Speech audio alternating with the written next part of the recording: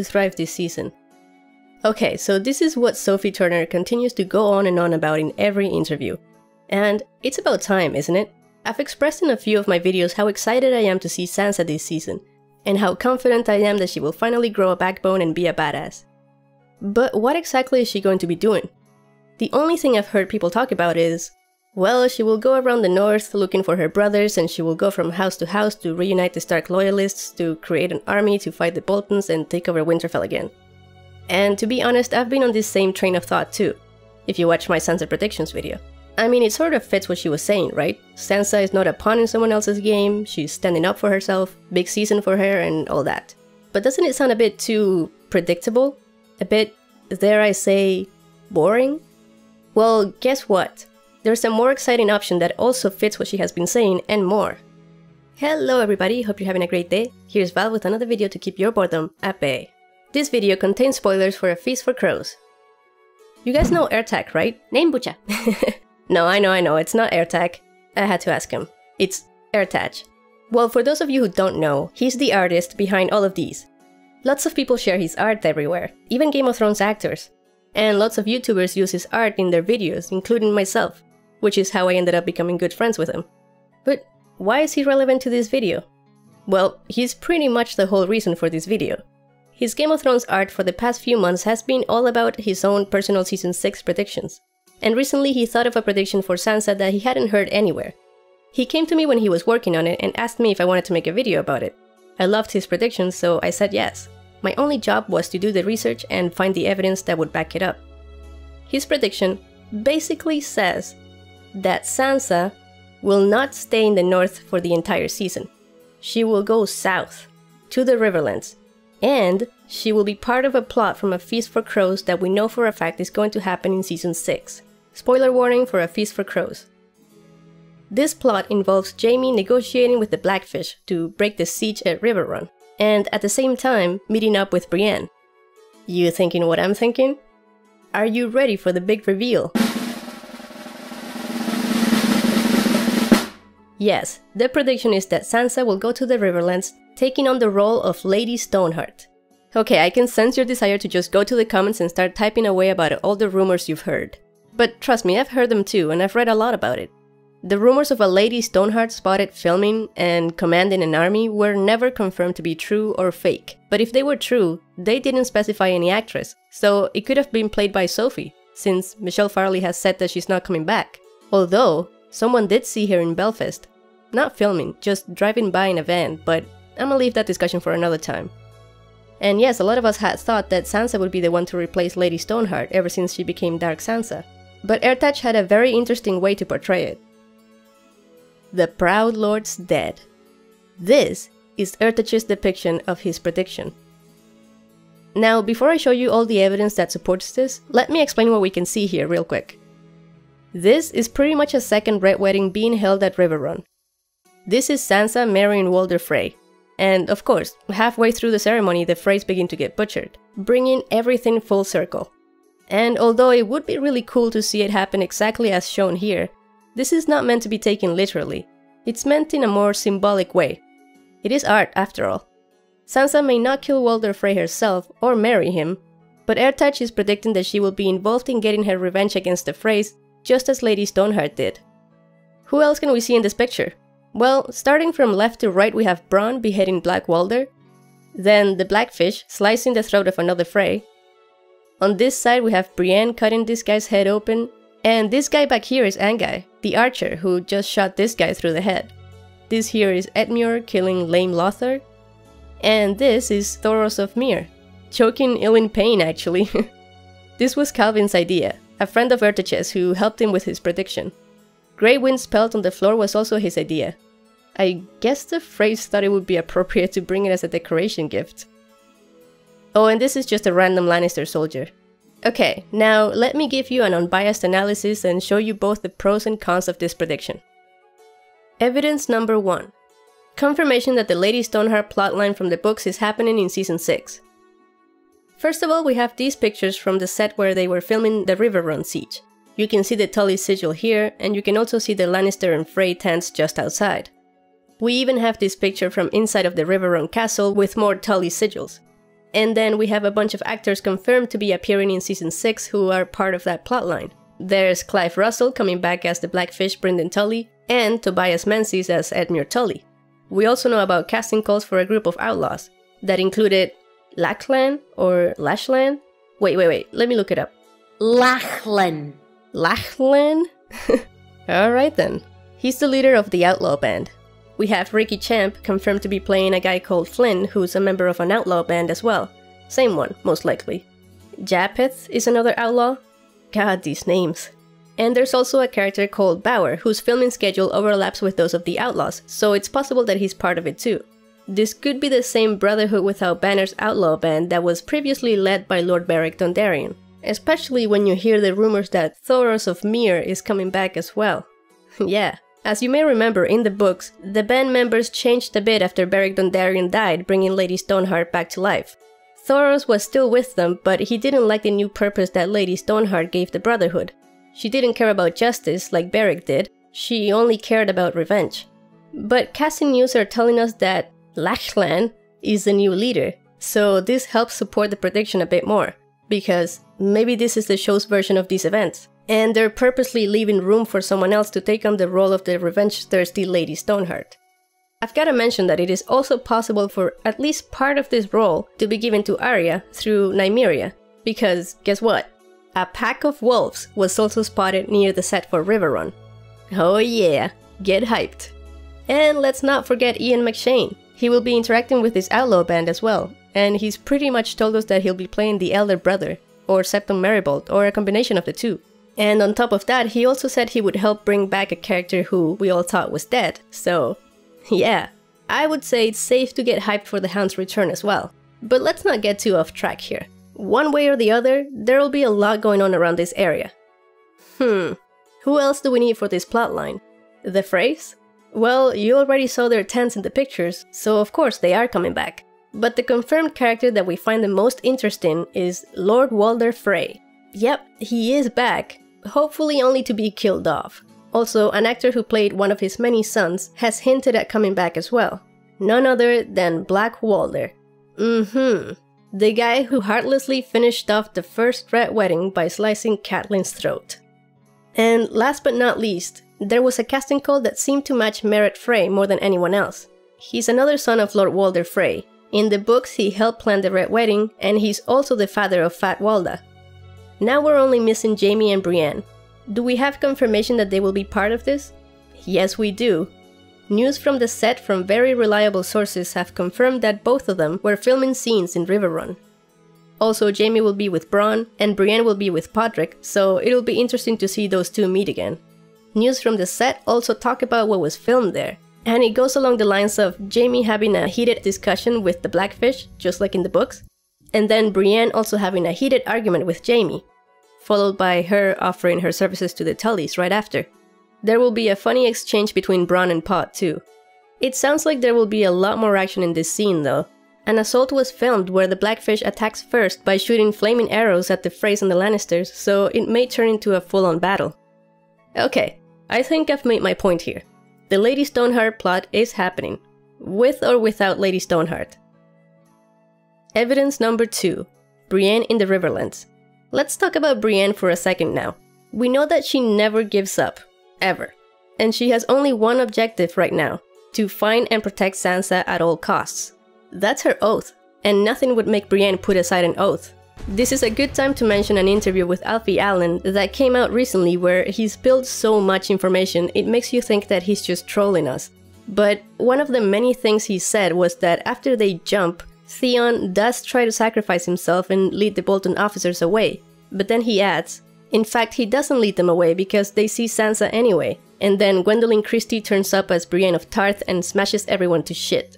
So, if all of this is true, then it's confirmed that Brienne saved Sansa. Knowing now that Brienne goes to the Riverlands at some point, we can assume that it would only be because either Sansa sent her there, or she's going with Sansa. I highly doubt that Brienne would willingly leave Sansa alone unless she's really safe wherever she is. We also know that Brienne offers her services to the Tullys, so why would she be doing this if not for Sansa? Catelyn is dead, and helping the Tullys would only delay a search for Arya if that's what she's doing in the Riverlands. Sansa does seem to be the main person Brienne will revolve around this season. So, we could say that Brienne going to Riverrun makes a pretty strong connection between Riverrun and Sansa. Evidence number 3. Actress sightings. Sansa wasn't spotted filming at Riverrun with Jaime and Brienne. She may have been shooting indoor shots only, but how did she get in if the castle was under siege? In the books, the Blackfish had a way to escape the castle without being noticed, but I don't think Sansa would know the way, and it involved a lot of swimming, so it's probably not an easy task. She could just be waiting outside until things have been resolved though, and we have some clues to support that she might be doing just that. Reliable sources have said that Sophie Turner was spotted filming scenes near the set of Riverrun, in an area that is usually meant for forest scenes. And of course my first thought was that there were probably more scenes in the Wolfswood after they escaped Winterfell. But when she was spotted here, there was no mention of Alfie Allen or Gwendolyn Christie or Daniel Portman filming with her, so maybe these were different scenes. In the context of this prediction, this tells me that she may be filming King's Road scenes. Maybe this is when she runs into the Brotherhood Without Banners, or Nymeria's pack, or both. Evidence number 4. Quotes from Gwendolyn, Sophie, and Dan Wise. Gwendolyn Christie. So many characters for so long had their isolated storylines, and as a fan of this show as well, I've been wanting and dreaming. I wonder what it would be like to see this person interact with this other person, and that's what starts to unfold. I got the scripts for season 6 and I thought the story was so fantastic. It's really exciting to see Brienne burst forth again. Okay, let's break this apart. Whichever characters she's talking about have to fit this description. Characters that always had isolated storylines. It has to be characters other than herself, or else she would have specified that she always dreamed to see Brienne interact with this other person. It's characters that are part of Brienne's storyline, because we know that actors are only ever given scripts for their own characters, so they don't know what else is going on in any of the other storylines that don't involve their presence. Whatever Gwendolyn is talking about here is related to what happens to her. But if Sansa is with her for the whole season, she would know the characters that Sansa would meet as well, so she could definitely be talking about those. It's fairly important characters. I don't think anyone would dream to see, say, Podrick interacting with someone else. You know, whatever floats your boat.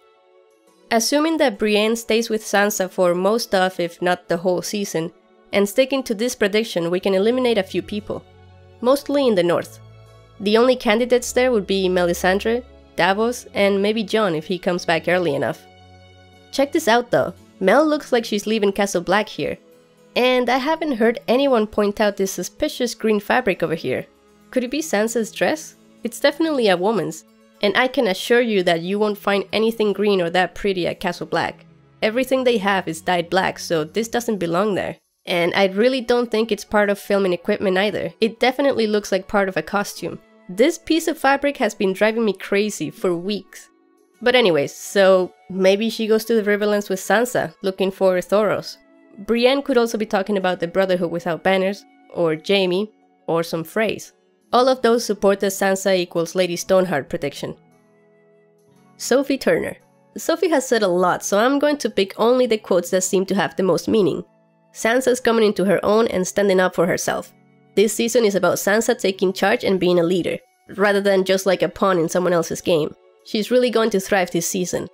In the context of this prediction, going to the Riverlands could be an awesome opportunity to take charge and be a leader, by taking on the role of Lady Stoneheart and getting her revenge. This would mean that she's not a pawn in someone else's game anymore. She could also be coming into her own and be the one to make the necessary decisions to make a big event happen, or to get things rolling for that event to happen. What if she asks Brienne to prove her loyalty by killing Jaime? Like Chris mentioned in our predictions video, but what if Jaime talks his way out of it by telling them that if they let him live, he will help Sansa get her revenge on the Freys, and that's how the second Red Wedding happens. These are some random ideas I was discussing with Ertach and his friend Calvin. This quote could also support those ideas. The past 5 seasons have kind of been everyone spreading out and going their separate ways, and it's very sparse. And season 6 feels like everything's kind of coming together. People are forming alliances with other characters and everyone's kind of coming towards the same goal. Coming towards the same revenge goal? When she says everyone's been spreading out and going their separate ways, the first thing that anyone would think of is the Starks. That is the main family in Game of Thrones that has been spread out all over Westeros for the past 5 seasons. So this could definitely be the season when they finally start getting back together. And we've heard all those rumors about Rickon, Sansa, and Jon together in the north, plus even rumors of Benjen coming back. I did say I'd be unbiased about this, so I have to admit it kind of makes it sound like Sansa is staying in the north. But we also know that Arya will be coming back to Westeros as well, near the end of the season, and news from the set say that she will head to the Riverlands.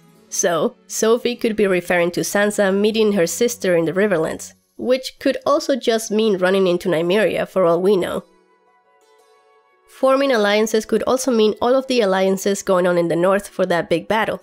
But could it also be an alliance with Jaime, the Outlaws, and the Tullys? All in all, this statement could really go both ways. But this one is the best. Can we expect more shocks out of your storyline? I mean, are we going to have Red Wedding style shocks in store for us when we watch this new season? Yes. Yes. Yes, you are. Red Wedding, because Red Wedding, I mean, that's a big moment in the series. We will see shocks as big as that in the season coming up. I mean, Game of Thrones never disappoints. I think there are huge shocks this season. This, in my opinion, and I say it every season, but I actually mean it this time, it's the best season yet, and it's really going to blow people's minds, and fans are going to be very happy with this season as well. For her to be so sure that fans are going to be very happy this season can only mean that we will get something we've been waiting to get for a long time. And I can only think of 3 things. The Starks getting back together, revenge for the Starks, or Jon's resurrection. But in the same sentence, she talks about a huge shock, so we can eliminate the Starks getting back together. That would make us happy, but I wouldn't call it a shocking scene, at least not in the same category as the Red Wedding. Jon Snow's resurrection also doesn't sound like something you could compare to the Red Wedding.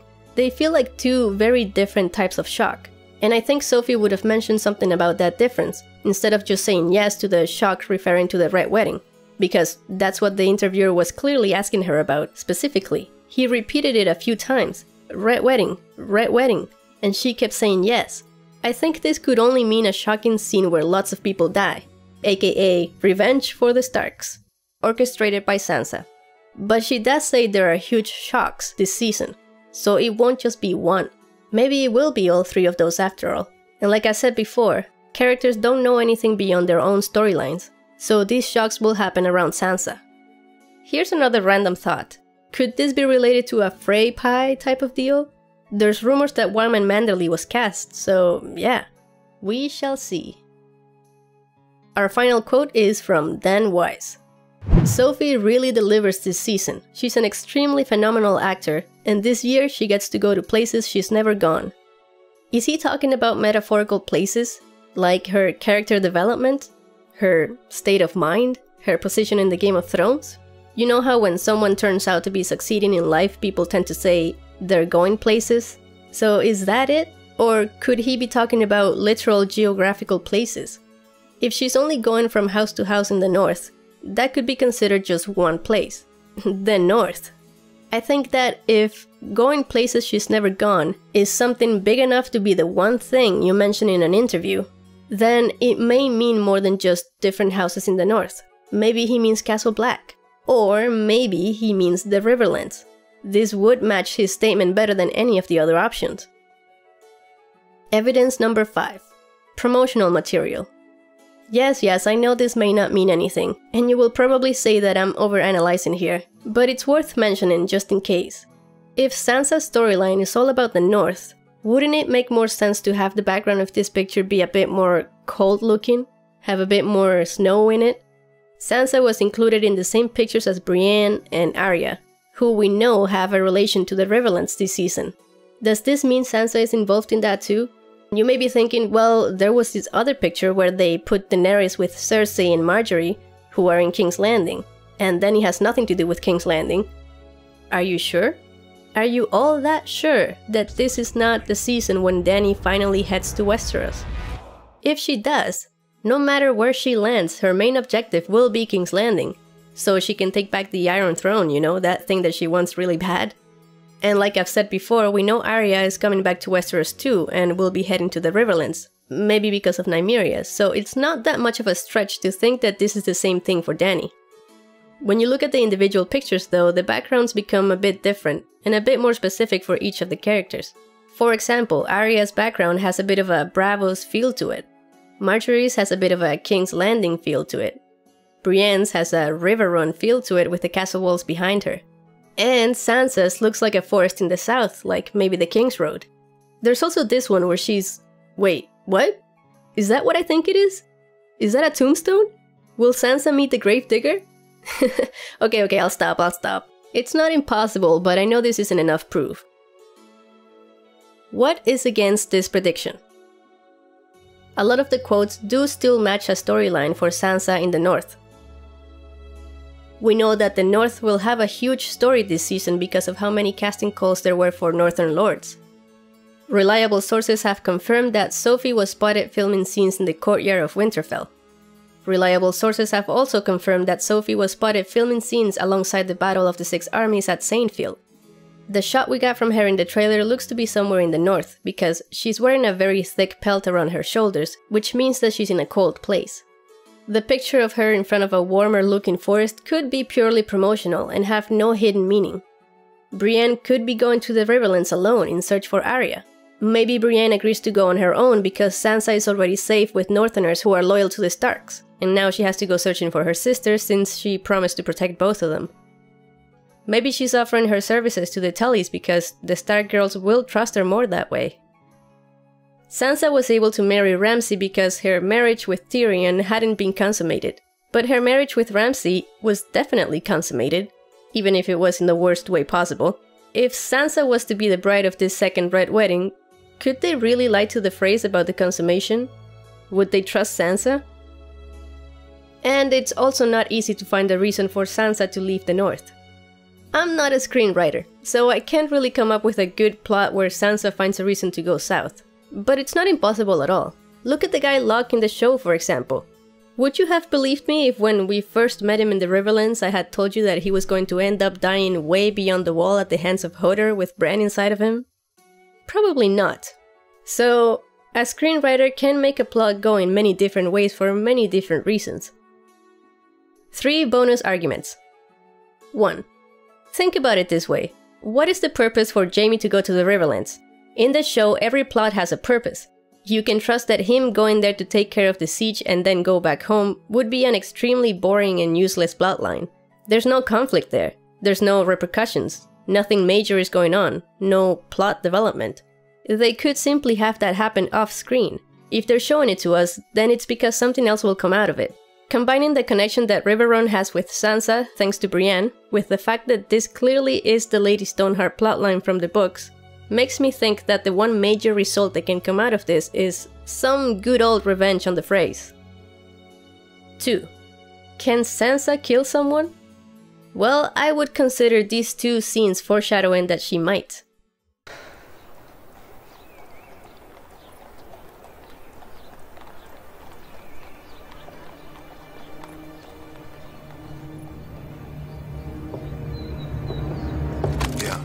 Go. At me.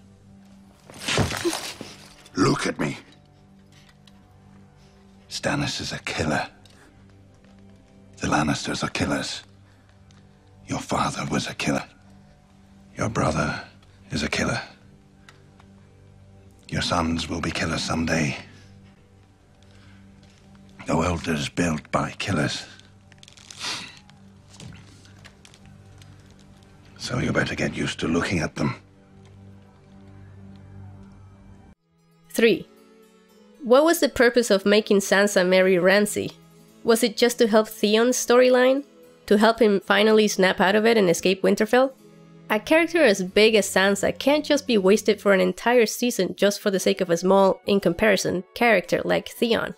What was the purpose of making Sansa suffer so much if not to make her revenge-thirsty? You loved your family. Avenge them.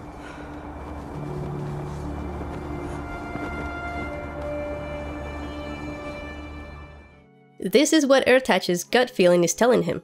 So if you are right, Ertach, all the credit goes to you, man. You've already nailed stuff before, like the Hall of Faces. And if this doesn't end up happening, well, it's still really fun to think about and discuss.